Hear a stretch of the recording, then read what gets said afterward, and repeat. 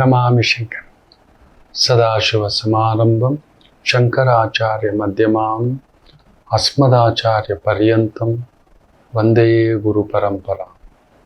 ಶ್ರುತಿ ಸ್ಮೃತಿ ಪುರಾಣಾನಾಂ ಆಲಯಂ ಕರುಣಾಲಯಂ ನಮಾಮಿ ಭಗವತ್ಪಾದಂ ಶಂಕರಂ ಲೋಕಶಂಕರಂ. ನಾಡಿನ ಸಮಸ್ತ ವೀಕ್ಷಕ ಬಂಧುಗಳ ಪಾದಾರವಿಂದಗಳಿಗೆ ನನ್ನ ಶಿರಸಾಷ್ಟಾಂಗ ನಮಸ್ಕಾರಗಳು. ದುಡ್ಡೇ ದೊಡ್ಡಪ್ಪ, ಇದ್ದವನು ದೊಡ್ಡಪ್ಪ, ಅವನು ಎಲ್ಲರಪ್ಪ. ಪೆರುಮಾಳ್ ಪ್ರಪಂಚದ ಅತಿ ದೊಡ್ಡ ಶ್ರೀಮಂತ.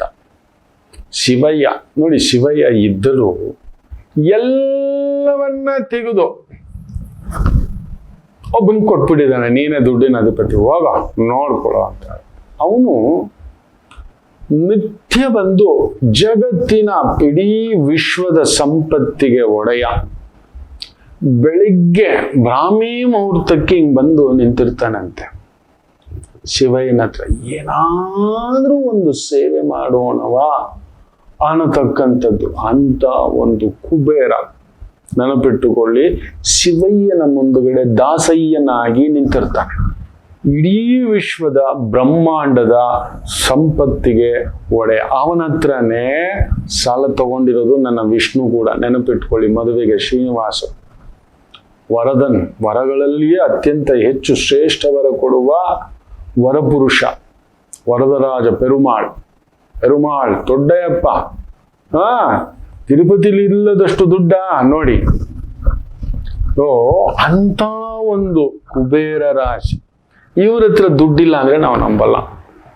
ಕಾಣಿಸೋದು ಮಾತ್ರ ಹಂಗೆ.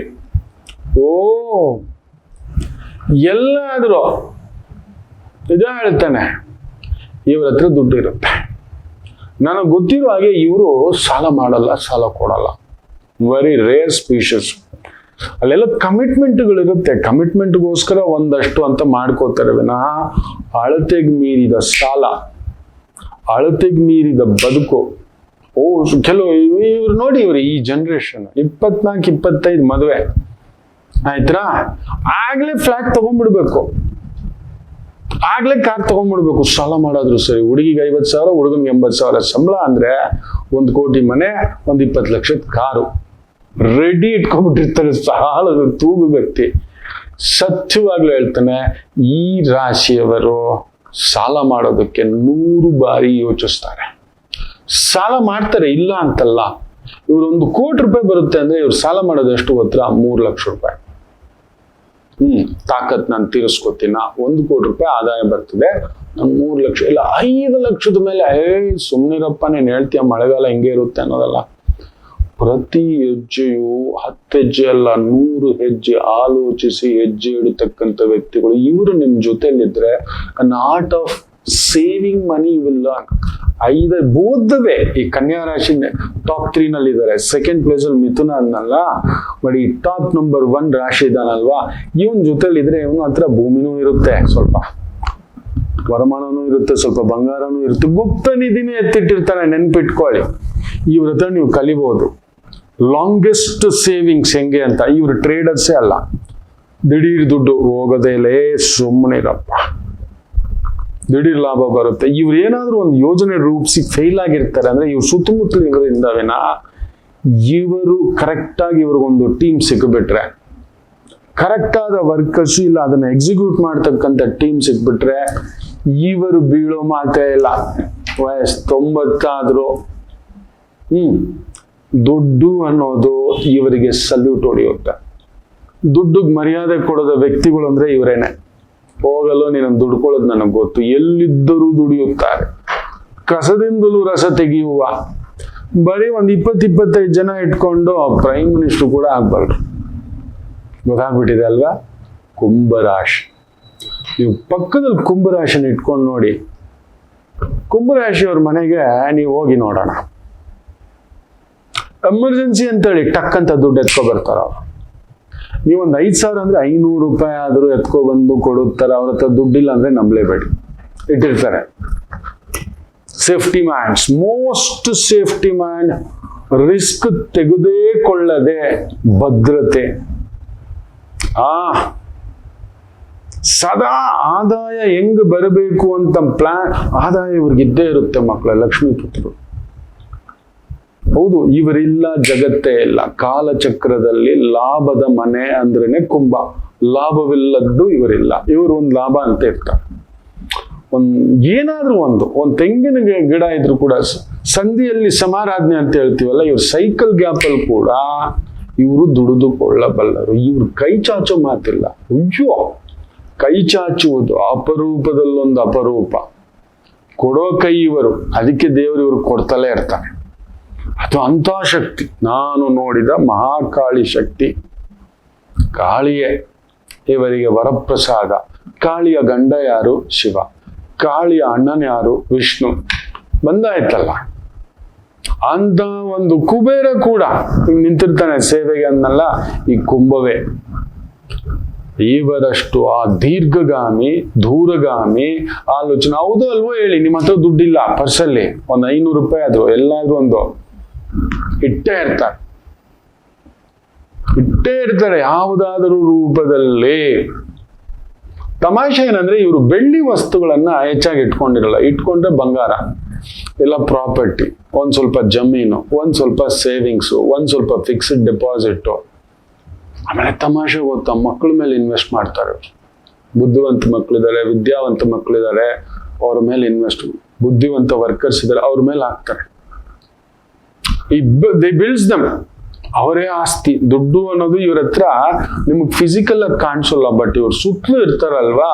ಇವ್ರ ಹೆಂಡತಿ ಇರ್ಬೋದು, ಇಲ್ಲ ಇವ್ರ ಗಂಡ ಇರ್ಬೋದು, ಇವ್ರ ಮಗ ಇರ್ಬೋದು, ಇವ್ರ ಮೊಮ್ಮಗ ಇರ್ಬೋದು, ಇವ್ರ ಅಕ್ಕ ಇರ್ಬೋದು, ಇವ್ರ ತಂಗಿ ಇರ್ಬೋದು. ಯಾರ್ಯಾರ ಮೇಲೇನೂ ಇನ್ವೆಸ್ಟ್ ಮಾಡಲ್ಲ ಇವರು. ಯಾವ್ಯಾವ್ದ್ರ ಮೇಲೆ ಸುಮ್ಮನೆ ದುಡ್ಡು ಮಾತ್ರ ಇವ್ರು ಇಟ್ಕೊಳ್ಳಲ್ಲ. ಅದನ್ನ ಹೆಂಗಾದ್ರೂ ಬಡ್ಡಿಗೆ ಬಿಡಲ್ಲ ಇವರು. ಅದು ಒಂದು ತಮಾಷೆ. ಅಂತ ಕೆಲ್ಸಕ್ಕೆ ಹೋಗೋದಿಲ್ಲ. ಬಡ್ಡಿ ದುಡ್ಡು ತಿನ್ನಲ್ಲ ಇವರು. ಯಾಕಂದ್ರೆ ಧನಸ್ಥಾನಾಧಿಪತಿ ಗುರು, ಲಾಭಾಧಿಪತಿಯು ಗುರು. ಅಂತ ಒಂದು ಹೇಸಿಗೆ ಕೆಲಸ ಮಾಡಲ್ಲ. ಬಡ್ಡಿಗೆ ಕೊಟ್ಟಿದ್ರು ಕುಂಭರಾಶಿ ಗೋವಿಂದ. ಅದಿದೆ. ಸ್ವಲ್ಪ ಅರ್ಧ ದುಡ್ದಿದ್ದ ದುಡ್ಡು ಬಡ್ಡಿಗೂ ಕಟ್ತಾರೆ, ಅದು ಇದೆ, ಅದು ಬೇರೆ. ತಾವು ಬಡ್ಡಿಗೆ ಬಿಟ್ಟು ಇನ್ನೊಂದು ಪಾಪ ಕೃತ್ಯ. ನಾನು ನೋಡಿದಾಗೆ ನನ್ನ 30-35 ವರ್ಷಗಳ ಪಯಣದ ಒಂದು 10 ಲಕ್ಷ ಜಾತಕದಲ್ಲಿ ಒಂದು ನಾಟ್ ಲೆಸ್ ದೆನ್ ಒಂದು 80,000 ಜನ ನಾನು ಕುಂಭರಾಶಿಯವ್ರನ್ನ, ಕುಂಭ ಲಗ್ನದವ್ರನ್ನ ನೋಡಿದ್ದಾನೆ. ಕभी गली में नहीं खेलते ये लोग, दिल्ली में खेलते ನಾನು ನೋಡಿದ್ದಾನೆ. That is the strength of Kumbha. ಕುಂಭದವ್ರ ಜೊತೆಲಿ ಕುತ್ಕೊಳ್ಳಿ, ಉಳಿಸೋದು ಹೆಂಗೆ ಅಂತ ಹೇಳ್ಕೊಡ್ತಾರೆ.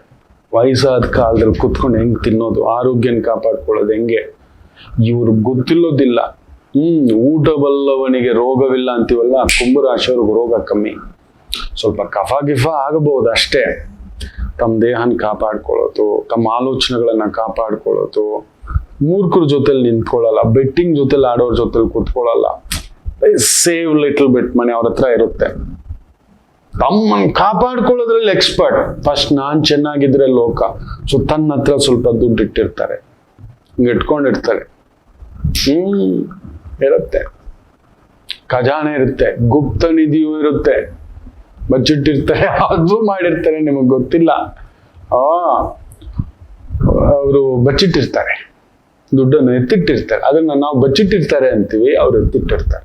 ಮುಂದಕ್ಕೆ ಮಕ್ಕಳಿಗೆ, ಮಕ್ಕಳಿಗೆಲ್ಲ 3 ತಲೆಮಾರುಗಾಗುವಷ್ಟನ್ನ ಎತ್ತಿಟ್ಟಿರ್ತಾರೆ. ಒಂದು ಹಸುನಾದ್ರು 3 ತಲೆಮಾರು ಕಾಪಾಡುತ್ತೆ ಕಣೋ, ಒಂದು ಹಸು ಸಾಕು ಅಂತ ಹೇಳ್ಕೊಡ್ತಾರೆ. ಇವ್ರ ಹತ್ರ ಕಲಿಬೇಕು ಮಕ್ಕಳ. Not of making money is different, earning money is different, but saving and ever safety ಅಂತ ಹೇಳ್ತೀವಲ್ಲ, ಸೇಫ್ಟಿ, ದುಡ್ಡನ್ನು ಹೆಂಗೆ ಕಾಪಾಡ್ಕೊಳ್ಳೋದು, ಉಳಿತಾಯ ಮಾಡೋದು ಅನ್ನೋದನ್ನ ನೀವು ಕಲಿಬೇಕು ಅಂದ್ರೆ ಒಂದು ಕುಂಭದ ಬಳಿ ಹೋಗಿ ಕುಳಿತುಕೊಳ್ಳಿ. They will teach you the best lesson. ಹೆಂಗ್ ಮ್ಯಾನೇಜ್ ಮಾಡ್ತಾರೆ ಗೊತ್ತಾ? 10,000 ಇದ್ರು 10,000ನೇ, ಅದರಲ್ಲೂ 1,000 ರೂಪಾಯಿ ಎತ್ತಿಡ್ತಾರೆ. 1 ಲಕ್ಷ ಬಂದ್ರು ಕೂಡ ಅಷ್ಟೇ, ಅದರಲ್ಲೂ ಒಂದು 10,000, 15,000, 20,000 ಎತ್ತಿಡ್ತಾರೆ. ಇವ್ರು ಒಂದು ಇನ್ಶೂರೆನ್ಸು, ಇಲ್ಲ ಮ್ಯೂಚುವಲ್ ಫಂಡು, ಇಲ್ಲ ಬ್ಯಾಂಕಲ್ಲಿ ಫಿಕ್ಸ್ಡ್ ಡೆಪಾಸಿಟ್, ಇಲ್ಲ ಗೋಲ್ಡ್ ಡೆಪಾಸಿಟ್, ಈ ತರದ್ ಏನಾದರೂ ಒಂದು ಮಾಡಿ ಇಟ್ಟಿರುತ್ತಾರೆ. That is the beautiful, that is the beauty. ಇದು ಇರತಕ್ಕಂಥದ್ದು. ಹೌದು ಅಲ್ವೋ ಹೇಳಿ? ನಿಮ್ಮ ಹತ್ರ ದುಡ್ಡಿಲ್ಲ ಅಂದ್ರೆ ನಾನು ನಂಬಲ್ಲ. ದುಡ್ಡು ಅಂತ ಹೇಳಿದ ತಕ್ಷಣ ಕೋಟಿ ಅಂತ ಮಾತಾಡಬೇಡಿ. ನೀವು ಕೋಟಿಗೊಬ್ಬನೇ, ನೀವೆಲ್ಲಿದ್ದರು. ಅಗತ್ಯತೆಗೆ ಗಿಂತಲೂ ಒಂದು ನಾಳಿನ ಭವಿಷ್ಯತ್ತಿಗೆ ಅಂತ ಒಂದು ಭದ್ರತೆ ಅಂತ ಹೇಳ್ತೀವಲ್ಲ, ಅದನ್ನ ಎತ್ತಿಡೋದ್ರಲ್ಲಿ ನಿಸ್ಸೀಮರಲ್ಲೇ ಈ 12 ಚಕ್ರಗಳಲ್ಲಿ ಟಾಪ್ ನಂಬರ್ 1 ಇಸ್ ಕುಂಭ. ಹೌದು ಅಲ್ಲ, ಏನ್ ಹೇಳ್ತೀರಿ ಅಂತ ಕಾಯ್ತಿರ್ತೇನೆ.